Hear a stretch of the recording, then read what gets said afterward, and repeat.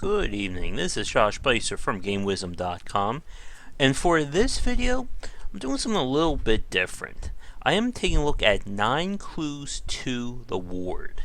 Now this may be surprising to some of you either watching this live or recorded, because usually the videos I put up are challenging games, Darkest Dungeon, Desktop Dungeons, a lot of dungeons really.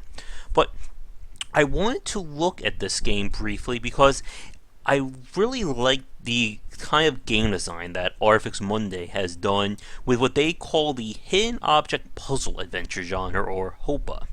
I recently did an interview with them on Game Wisdom, which should be posted on this site by the time you're watching this, either live or recorded. And I wanted to just look at one of their games, and I figured their latest one was just released on Steam, and I figured, what the hell, we'll use that as an example.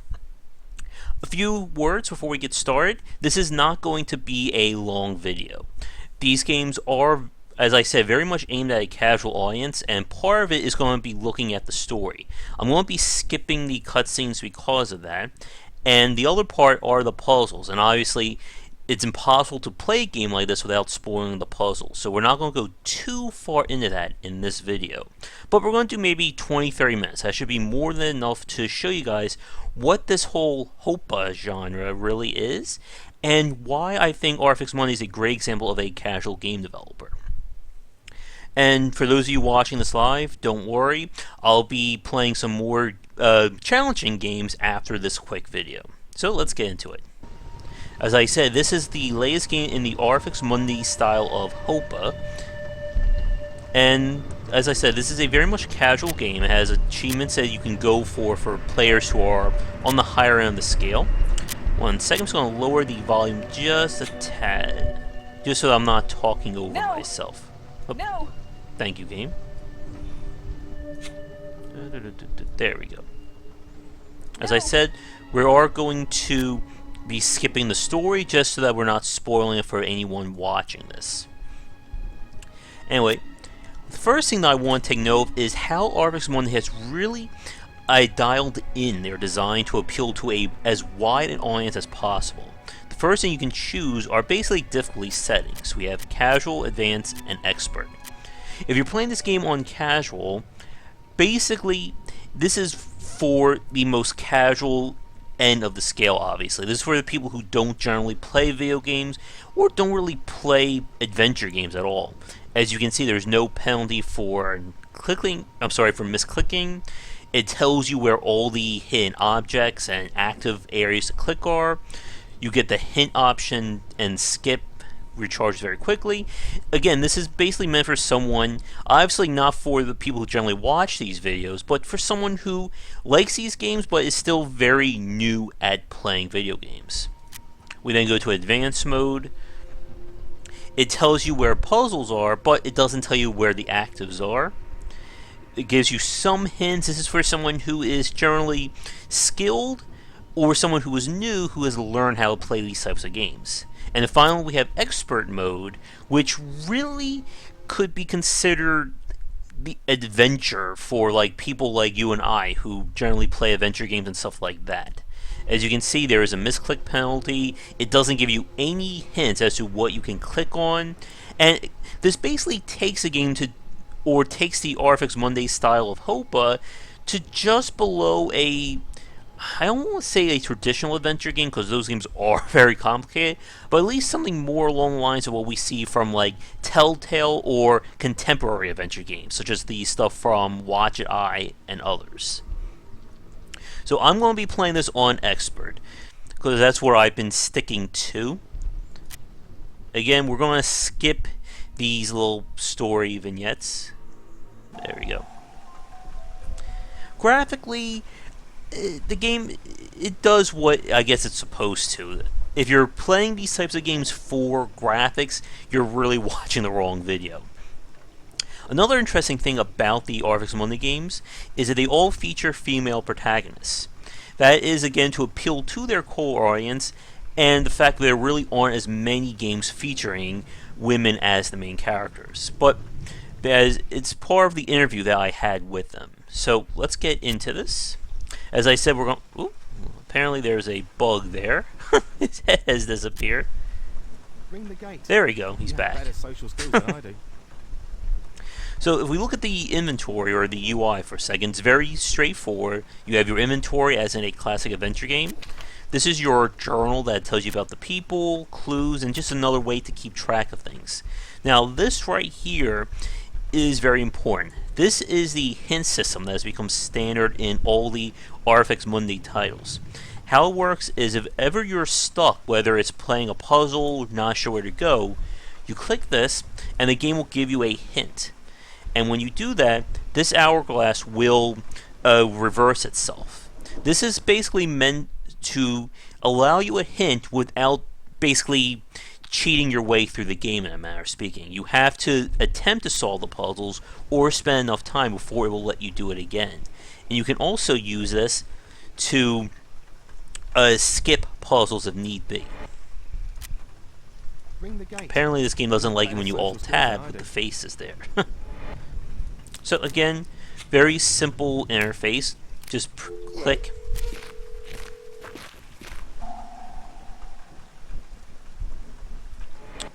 And of course there's lots of hidden things in the environment the game won't tell you about.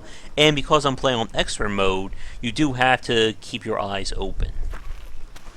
As I said, we're going to skip the story and whatnot because again, if I play the story, it is going to spoil it for those of you watching.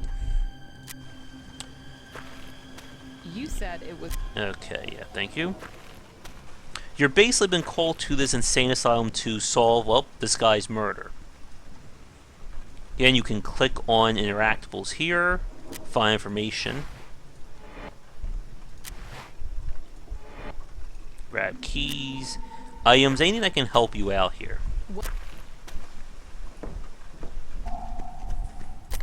Again, this game isn't going to tax your graphic drivers anytime soon, but that's not really the point of these types of games. They're meant to appeal to as wide of an audience as possible, and I think they do a pretty good job of that. So clumsy.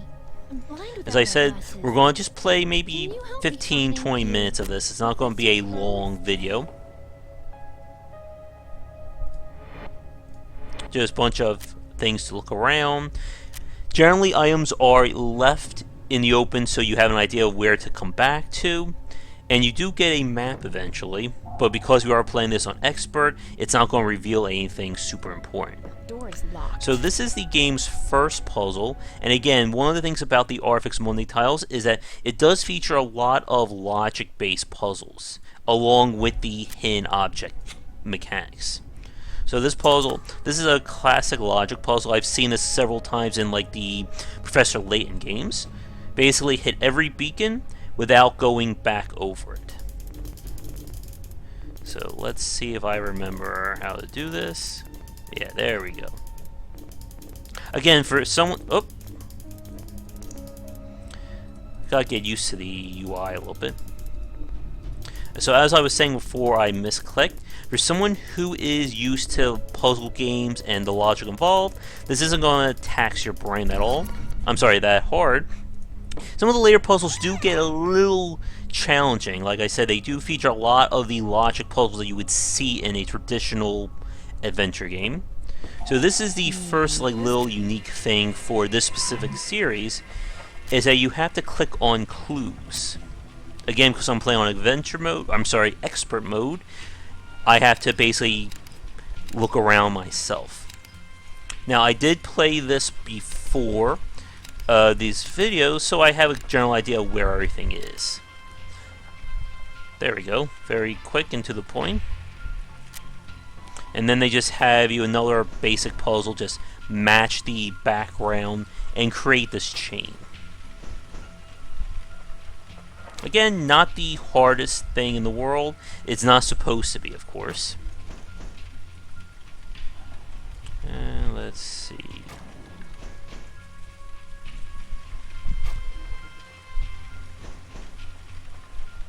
I think that should do it. And then for your reward for solving, you get a little clue as to what was going on.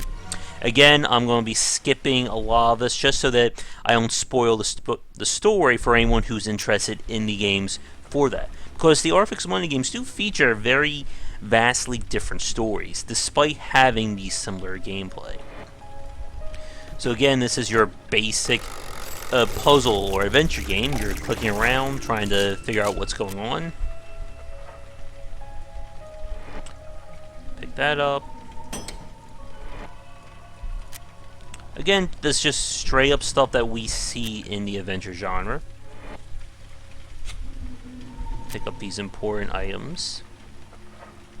See, things are being a little hallucination-y. And that's just due to what just happened with that statue or that little doll. Again, there is a mystery afoot. Owen's phone number. Yep, thank you.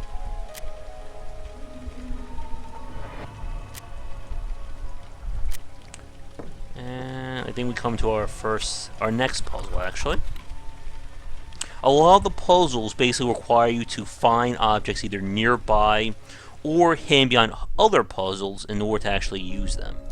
So you can see that right here.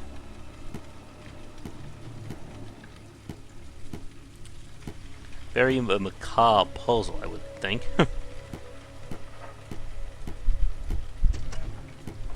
But don't worry, for those of you who are interested in playing the game for real, we're not going to do too much more in this video. I just want to show off, I guess, like the first hidden object puzzle, and then I think we'll call it. Like I said, this is going to be a very quick video. For those of you watching live, we'll be playing something a little bit more involved in a few minutes.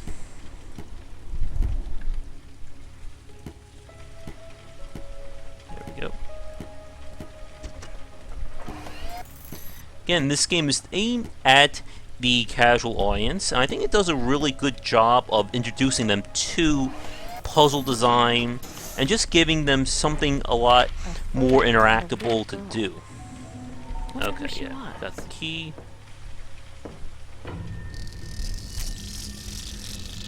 And for the extra players, the game has other hidden things you can discover, such as this right here. This has nothing to do with playing the game for real, but it's simply there for achievement purposes.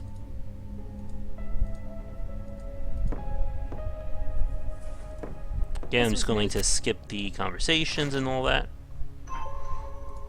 And I think we're almost done. Like I said, I just want to get to the first hidden object puzzle, because that is the other major part of these types of games, obviously.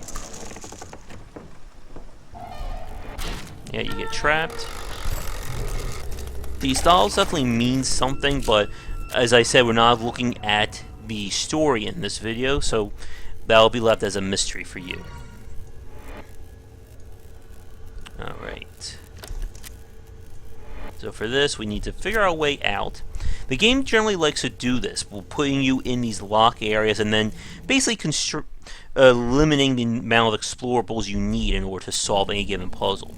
There is some backtracking to these games, Someone on the other side. but it's not as crazy as some like the more complicated adventure games. So again, just basic playing here. Yeah, thank you, game. And there we go. So this is the other part of Artifex Mundi's HOPA genre. Obviously, this is a hidden object puzzle. The hidden object games were really popular pretty much back in the thousands, really. I know Big Fish Games made a lot of them. I think even PopCap did a few as well. And basic mechanic, really. Here's your list of things to find, and here's where you have to look. And then there's some objects that basically require a two-step process. So if you look right here, it says those need to be sharpened, so we need to find something to sharpen them with.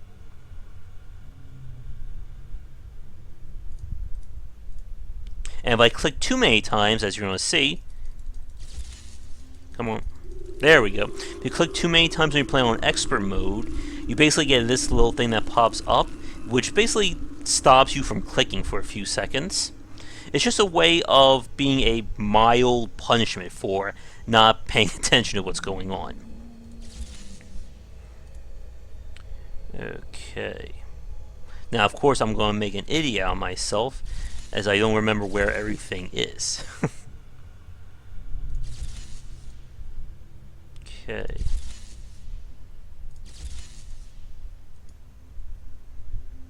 Glasses.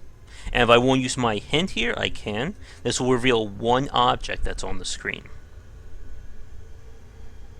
So to basically use these sharp shears, I need to find, again, here, we have a file combined there. It's just another way of making the hidden objects a little bit more engaging. Okay, handkerchief and paintbrush.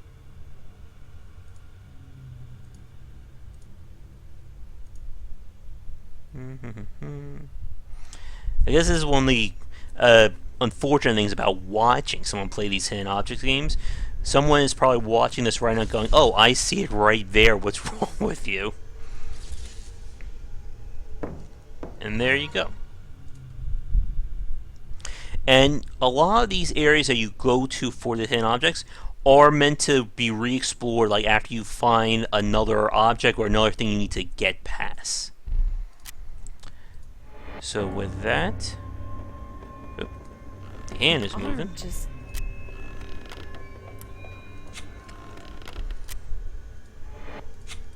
There we go.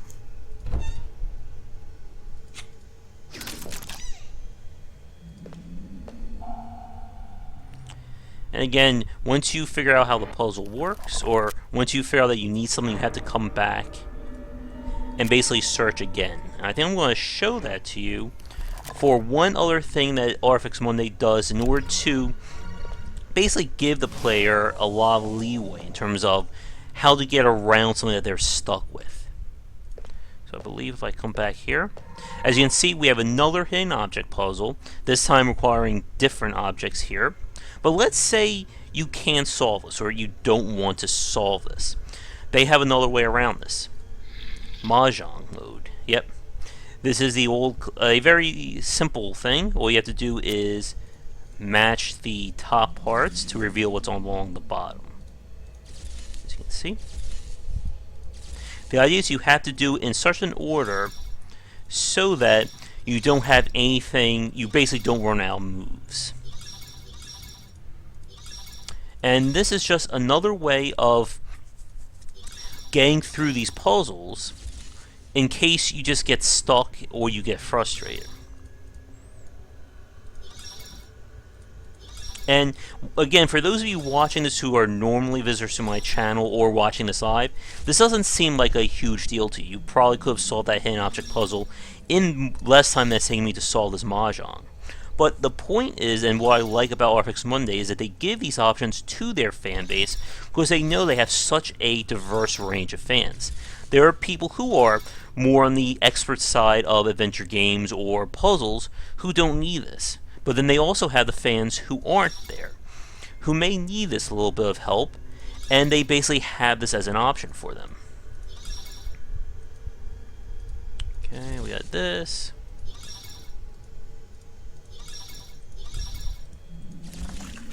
Get the shuffle. Again, not that complicated at all. Do that, and that. And the puzzle is solved. And again, if I didn't want to do that, I could just simply ignore it and go about my business otherwise. And I think with that, I've pretty much showed everything that I wanted to for this quick video talking about Artifex Mundi and HOPA. Again, I don't want to get too far into it because as an adventure game, or sorry, as a hidden object puzzle adventure game, the more I show, the more I'm basically ruining it for people who want to play this fresh. So I'm going to wrap things up for this very quick video. Again, for those of you watching this live, don't worry, I'll be back in a few minutes with something a little bit more complicated. But I hope that you enjoyed this video just to look at the Artifex Mundi style of games and what they've really developed with this HOPA genre. If you have like a family member who wants to get into games but doesn't want to play something too strenuous or challenging, this is definitely a great entry level. or even a good starting position for people new to adventure games or to puzzles in general. The story is engaging enough to move it along, and there's enough allowances here, again, for a very diverse audience. And I think with that, I'm going to end things here. For those of you who've been watching this live or recorded, thanks so much for tuning in. Please check out game-wisdom.com for posts and podcasts relating to game design in the industry, as well as our ongoing Patreon campaign to secure some much-needed monthly funding to keep all this going. You can find me on Patreon under Josh Beister or Game Wisdom, and any donation would be greatly appreciated. And when you check out Game Wisdom, make sure to check out my interview with Artifex Mundi, where I talk to them a bit about their design process and how they approach developing games like 9 Clues 2 and the rest of their lineup. And for the YouTube crowd, if you want to catch these videos live, especially more of my more engaging titles, especially some of the more challenging ones, you can find me on Twitch nightly around 10 Eastern under GW Beister. Again, for those of you watching this live, hang on for a minute. We're going to switch to another game. And for those on YouTube, thanks again for watching, and I'll talk to you next time. Take care.